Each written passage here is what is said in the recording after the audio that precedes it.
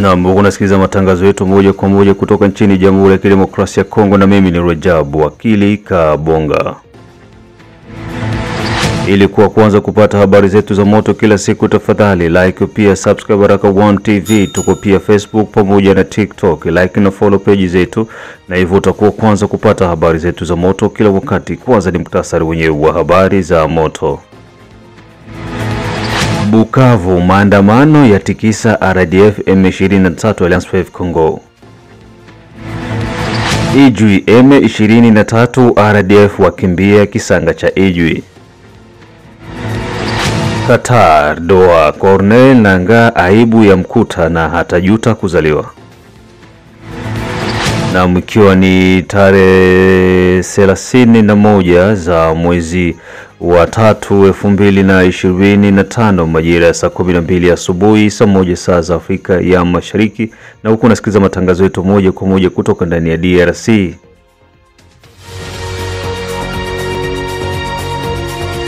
Usisahau tu kwamba operesheni Saidia Mzalendo bado iko inaendelea, na hivyo ungana na Baraka1 TV kwa lengo la kuendeleza kupata shughuli mbalimbali za operesheni Saidia Mzalendo. Operesheni hii lengo ni kuweza kuwasaidia wazalendo chakula pamoja na mahitaji muhimu ambao wapo kwenye uwanja wa mapigano.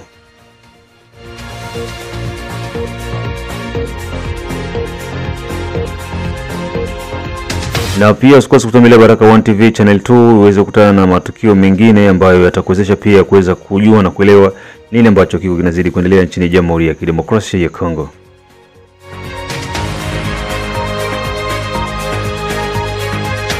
Na moja kwa moja tuanze na taarifa hizi kutoka huko ndani ya mji wa Bukavu, jimboni Kivu ya Kusini, ambako maandamano ya itikisa RDF M23.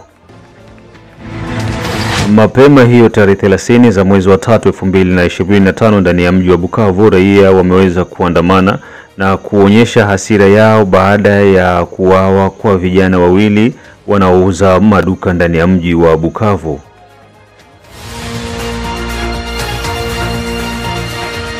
Vijana hao waliuliwa na magaidi wa M23 baada ya magaidi hao kuingia kwenye duka la kijana mmoja na hivyo kuchukua simu kisha kutaka kuondoka bila malipo. Kitendo cha muuza duka huyo kuweza kuwaoji kwa nini mnaondoka bila kulipa pesa yangu na kutaka aweze kulipa pesa yake, hapo ndiko mambo yalivyobadilika na magaidi hao kuamua kumsafirisha kwa kumpiga risasi na kuondoka bila malipo.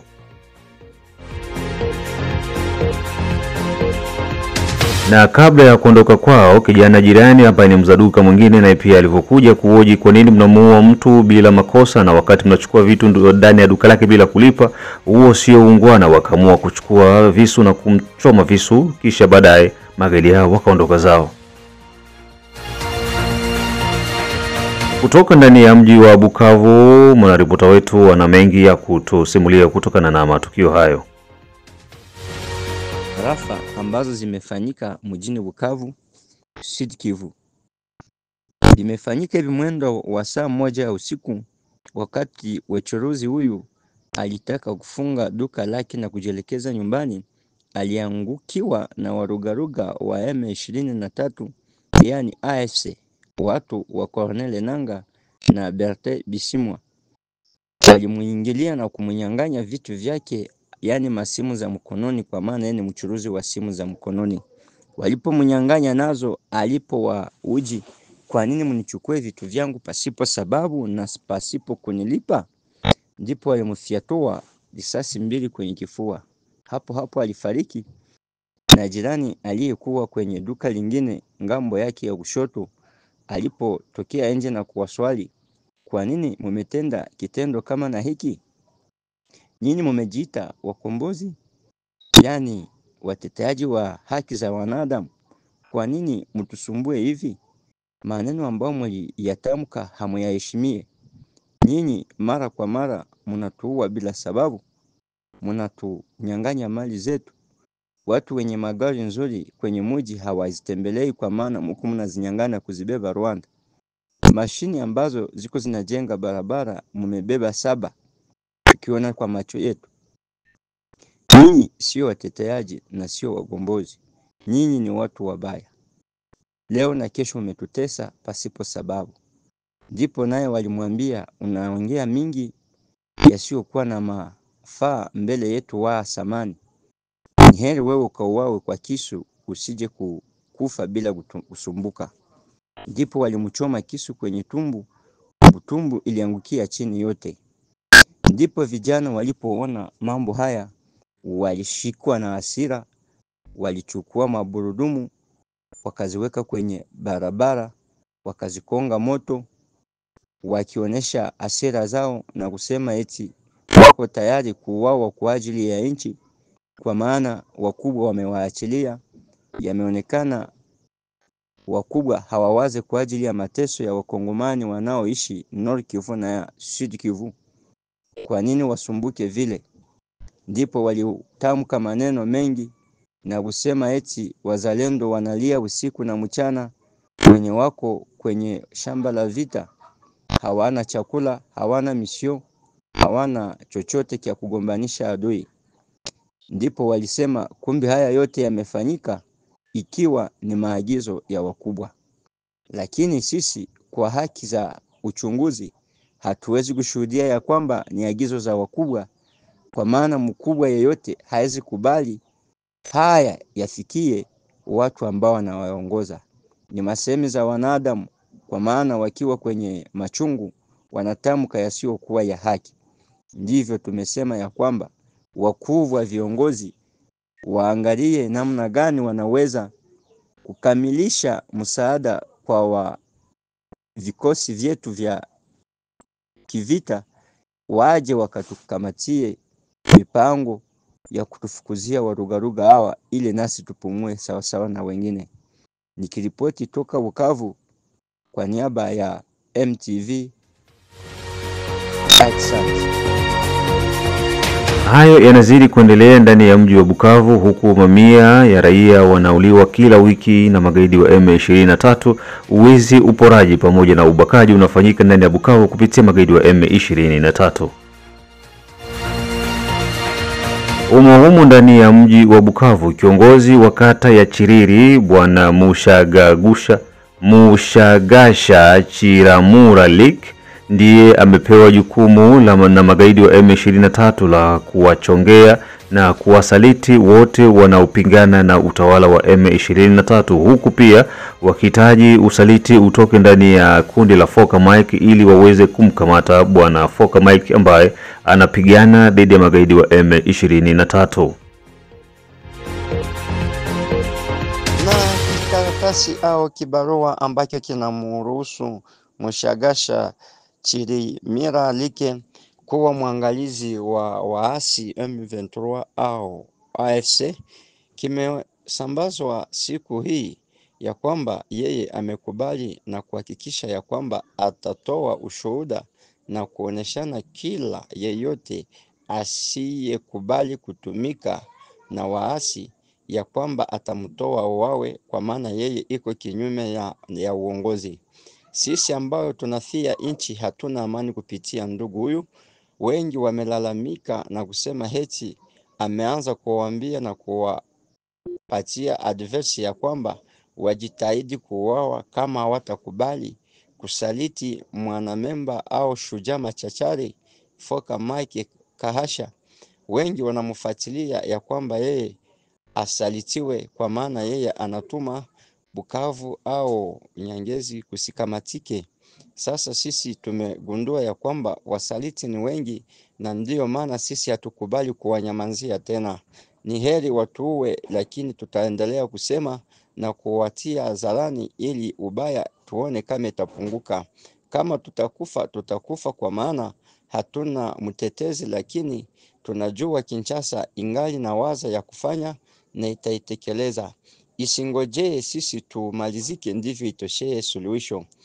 Lakini tungeomba na haya yote msaada yaonekane haraka au upesi kwenye viongozi wako wa vita kule Kamanyola, kila kwenye mzalendo iko. Tunalia hiyo sana, kwa maana wanalia nao jinsi hawajapewa chochote, wako njaa, hawana vifaa vya vita, ndivyo maana hawajaanzisha vita ya kufukuza au warugaruga Bukavu. tunarudilia ile neno kila mara tukilia na tukuomba msamaha na tukuomba msaada. Mtujie msaada na minisio na chakula ili wazalendo wahakikishe wamebambana hadi mwisho ili wakamilishe ya kwamba ni washujaa wa nchi, tusije kuvamiwa na warugaruga kama hawa. Nikiripoti toka Bukavu kwa niaba ya Baraka TV. Asante. Na hayo ni matukio ambayo yameweza kujiri ndani ya mji wa Bukavu jimboni Kivu ya Kusini. Tukibaki tu ndani ya jimbo la Kivu ya Kusini, tuingie moja kwa moja ndani ya kisanga cha Ijwi ambako M23 RDF LSF Congo wakimbia kisanga hicho. Baada ya kuingia Ijwi, M23 RDF wakimbia kisanga hicho baada ya kuanza kunyanyasa raia na kufanya vitendo visivyokubalika ndani ya kisanga hicho. Yote yalitokea baada ya magaidi hao kumpiga mkaaji wa maeneo hayo. Kitendo hicho kimeweza kuwakera raia na hivyo kuamua kutumia nguvu za asili ili kuondoa magaidi hao ndani ya kisanga hicho. Nyoka ndizo zilizoonekana na kuingia katika kambi ya magaidi hao na hivyo kuweza kuangata viongozi watano wa magaidi hao. Kitendo hicho kiliwapa uoga na wasiwasi mkubwa na kuamua kutimka bila kuhaga.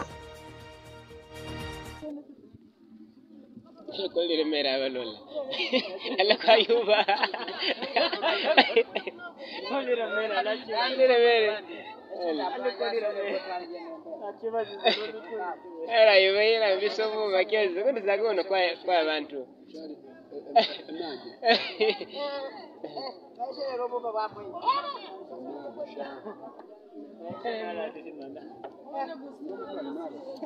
Yuko tulina vyenda. Yuko tulina vyenda. Mwana masi ngayo. Magenda ndive sola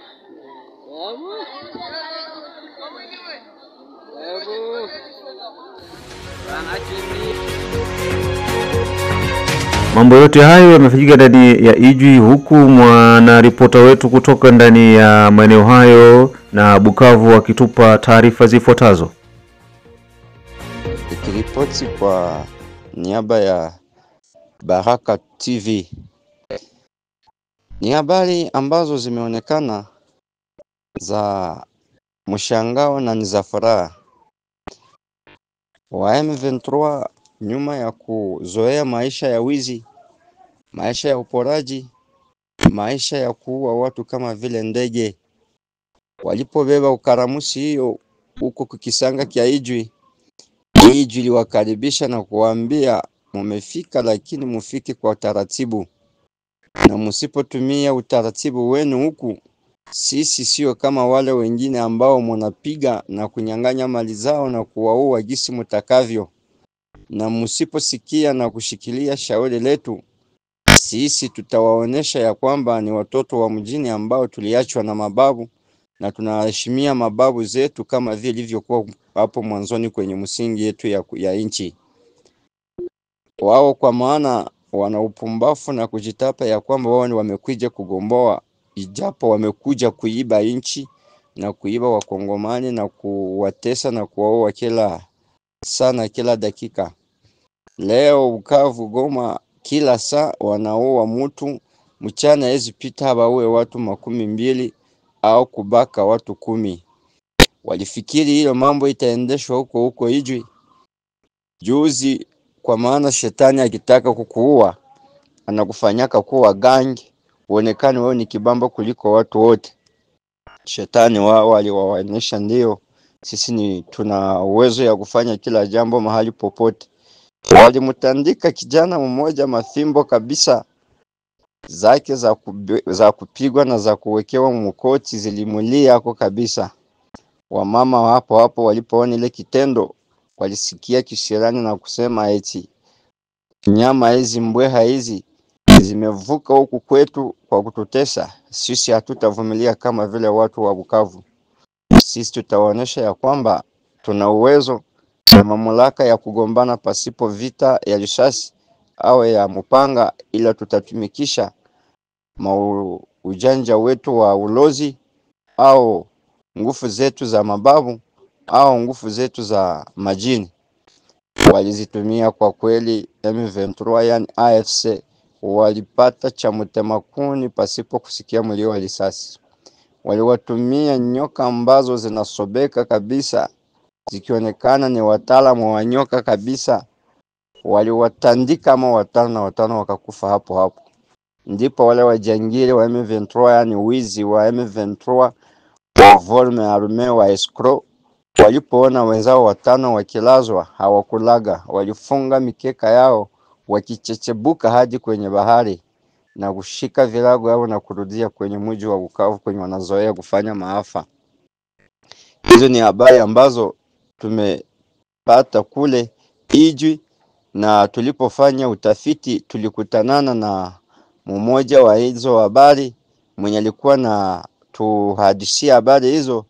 Hata anaitwa mtu fulani ambaye siwezi kumsema jina, lakini ukweli wa habari ndio hizo, na video zenye tunatuma gisi wako wanaenda ndio hizo. Aksanti, tunajua hii habari inasambazwa kwenyu, tukiamini itasikilikana kwa dunia nzima. Aksanti wapendwa. Na huko unaendelea kusikiliza matangazo yetu. Hii ni Baraka One TV kutoka nchini Jamhuri ya Kidemokrasia ya Kongo. Saa 12 saa za Afrika Kati, saa 1 majira ya Afrika ya Mashariki. Jide Kizenga Tembele King Sele kuendelea kuwa pamoja na Baraka One TV. Unatusikiza vizuri kutoka Australia, kutoka Canada, kutoka USA, kutoka Europe, kutoka South Africa, Jamhuri ya Kidemokrasia ya Kongo, East Africa, Tanzania, Kenya, Uganda, Burundi na Rwanda, pamoja na nchi zingine mbalimbali za mashariki na kati ya Afrika, pia hata huko mashariki ya kati, Russia pamoja na Uchina.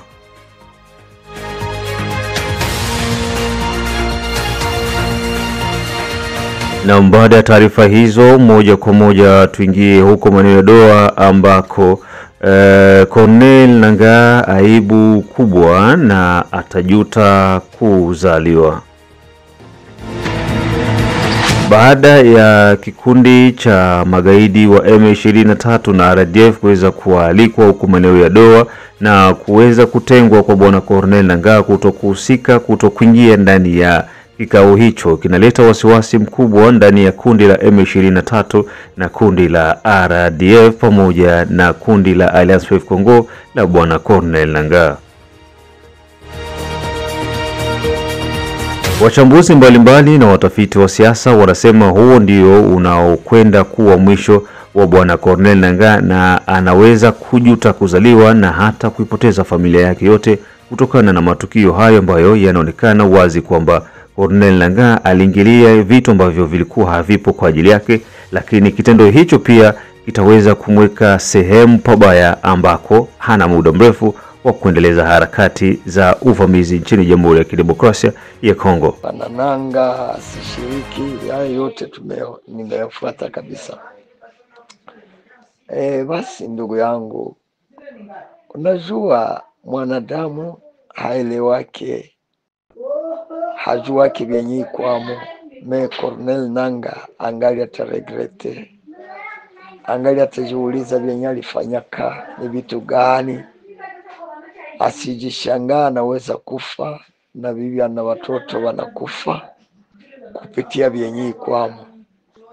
Damu zimemwangika Mkongo kujina lake. M23 miaka yenye ilianzaka kupiganisha Kongo ni miaka mirefu. Yeye aenda ajibandike tu kwa M23, kujibandika tu. Joseph Kabila na mdanganya ajibandike pamoja na M23. Anamukulisha mavi na iko anaiona. Atajiregrete ndugu yangu, atapata shida huyu baba sana. Baki na Bertele Bisimwa balisha kawia na M23, balisha kawia balisha kawia nao. Yeye naye anakuya anajibandika mwao. na njo wenyewe yawezekana walimdanganya aseme sie ni chama cha Wakongomani, naye akaona ajimwange mwabo. Haya, hii njo mwisho ya maisha yake tu. Asijishangale, anaweza kujikuta tayari ameanguka chini, amekufa na familia yake yote inamalizika. Ile malaana za wale Watusi zilishakuwa mgongo yake, hawezi zinawa aseme zitamtoka, hakuna hata kidogo. Damu zimemwangika Goma mjina lake, damu zinamwangika Ruchuru, Masisi mjina lake, damu zenye ziko zinamwangika Walikale, Bukavu mjina lake. Ile malaana yote iko kumgongo yake, hata nawe namna gani, hata inawa mpaka itakuwa mwisho yake, kwenda kujiunga na watu wanaoitesa Kongo. Mtu mwenye alikuwa anapitisha wa rais waingie kumapouvoir, hakutosheka na jinsi alivyo, anaona ni vema aendelee kusumbua Kongo. Ataonana na Mungu tu, iko pale, Mungu iko pale juu ya Wakongomani, atamuonyesha cha mtema kuni. Yale ambayo ameyatenda Mungu atamrudishia. Njo vile ndugu yangu, njo vile kabisa. Njo vile nimefuatana ndugu kwa hii 18 iko nasema juu ya wazalendo, kama inaweza wezekana nao wajitokeze wakati ya uchaguzi, nao waonekane, ama wenyewe wataposti ile ni mzuri, ile ni kweli, ile ni kweli, ile ni kweli. Pei haiongozwe na Bifransa, hapana. Bifransa haviwezi kuongoza pei, ile ni bure kabisa. Tunaposoma Biblia, Daudi alikuwa anaishi mpori, Mungu akamchagua akaenda kuongoza taifa, akakuwa mfalme wa Israeli, na alikuwa anaishi mpori. Biblia haituambia aseme Daudi alikuwa kumasomo fasi fulani, hapana. Wandugu zake walikuwa wasomi, wenye kujua, walikuwamo bagenerale, wenye nguvu, wenye uwezo, pesa walikuwa nazo. Lakini Mungu akakataa wale wandugu zake, akasema ule mwenye yuko ndani ya pori njo mmulete hapa, njo mwenye atagombola ili taifa la Israeli kwa Wafilistini. Sasa Mungu hahesabie masomo wakati anaweza ugomboa nchi yake. Mungu hahesabie utajiri wakati anatafuta komboe nchi yake. Na akitaka na leo ndani ya wazalendo munaweza kutoka raisi na naongoza Kongo vizuri kushinda wale wa Francophonie benye walisha kujiona kama sie tuko ba lisansie ba doktora, sie tuko ba graduate ba diplome. Mungu hajali ma diplome. Unaweza kuwa na diplome na huko kiwerewere tu, unaweza kuwa na diploma na lisansi na huko kiwerewere tu, unakuwa na doktora na huko kiwerewere. Haiko kusoma njo akili. Kuna akili ya utawala wa kimungu ndani ya mtu, na njo maana sisi tuna ankuraje huyu baba. Alifikiria kabisa, alifikiria. Baki na William ya Gutumba, mheshimiwa akijitokeza, nani mwenye atamuimba vuana, anajua kama ni mzalendo aliyejitolea kwa ajili ya kupigania nchi. Na bila njoo Wakongomani walisharogewa wakati ya uchaguzi. Mtu anakuwa na chumvi aseme munichague, anakuwa na masabuni munichague, anakuwa na mapombe munichague, na ile ndio inaharibisha nchi yetu. Batu wanaona basomi tu ndio wanapaswa kuongoza pei. Okay, bongo mtupu, bongo kabisa, bongo.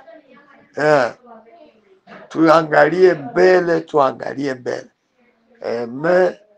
Pendekezo langu pia ambalo ninaweza kusema, wazalendo wasizubalishwe na rais kwenda Qatar, wasizubalishwe na rais kuikala na M23, basi zualishwe na kile kitu, basimame wapiganie Bukavu waigomboe, wapiganie Goma waigomboe, basi angalie vile vya gouvernement, bafuatilie uzalendo kama vile wamejitolea ukombozi.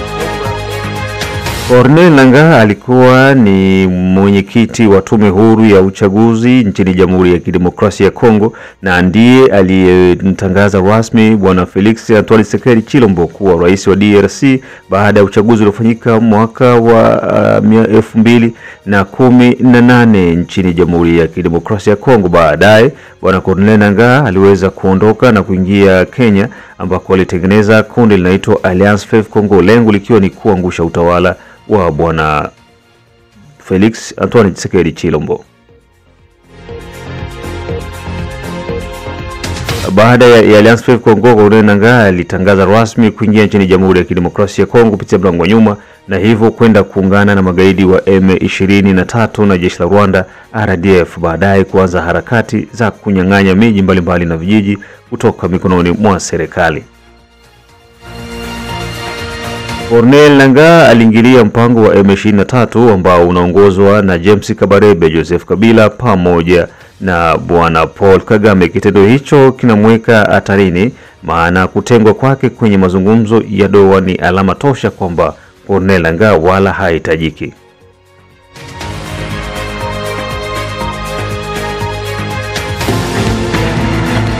Na asante sana ndugu msikilizaji wa Baraka1 TV kokote ambako unakuwa kusikiliza matangazo yetu. Big up kwa wote.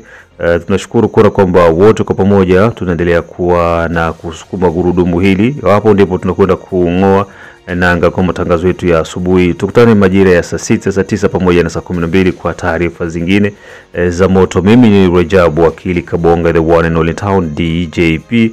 Usisahau tu kwamba pia tembelea Baraka1 TV channel 2 ili kupata matukio mengine, na Operation Mzalendo bado iko inaendelea.